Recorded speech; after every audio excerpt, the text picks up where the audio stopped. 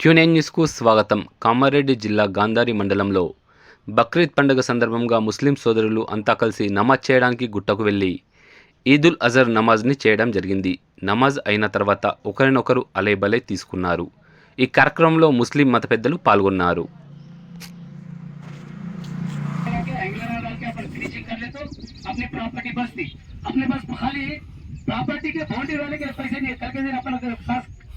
खरीदने के पास इतनी है अपने पास।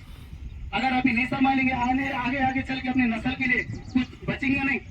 ऐसे प्रॉपर्टी जाती है, इसको संभालने का अपने पास हौसला नहीं है। खरीदने का तो छोड़, मेहरबानी होगी थोड़ा थोड़ा पैसा खर्च करो, यानी ज्यादा मत दो भाई। कोई अभी तो आज तक ज्यादा दिए नहीं, दे रहे भी नहीं, वो बात अलग है।